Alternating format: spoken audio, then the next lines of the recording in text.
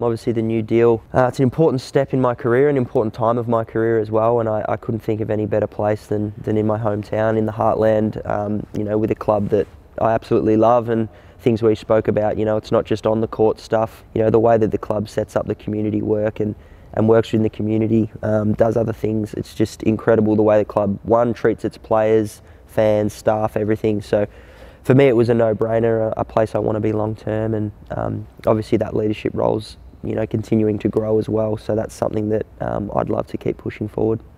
Yeah, obviously my first year as co-captain, I think that I took leaps and bounds in terms of my leadership. Again, it's something that I'm constantly trying to work on and always be a better leader, and I think everyone's a leader in their own way, and we obviously have some great leaders on this group, Gibbo, Creaky, Glizzo, lots of guys who have had a lot of experience. So for me it was more just figuring out my leadership style, and I think that, being approachable, being a guy that guys can ask questions about, maybe they're on the court, off the court, whatever it may be.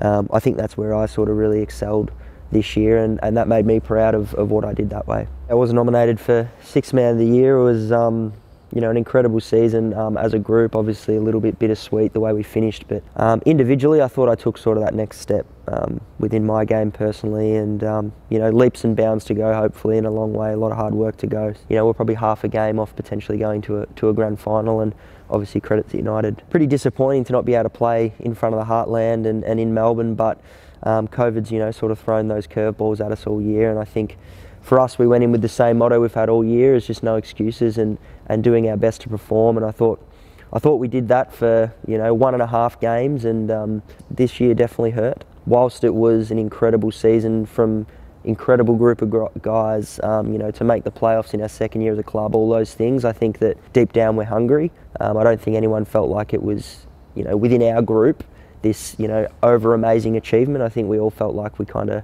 fell a touch short. Obviously there's some great things to look at of good things we did, but I think I'm fired up. For me, it's number one is bringing a championship back to the southeast, and you get a little taste of finals, and as I said, potentially being half a game away from that grand final series shows how close we are as a club. So I think if anything, we're more motivated than ever. I'll enjoy some downtime, a bit of R&R for sure, a bit of surfing, hanging out. It's freezing at the moment, but and then in the next couple of weeks I'll ramp back up my gym work and getting my body back on track. I was able to put on a bit of weight last year, and sort of you lose it throughout the season, so to go back to where I was would be amazing, and if not, succeed it.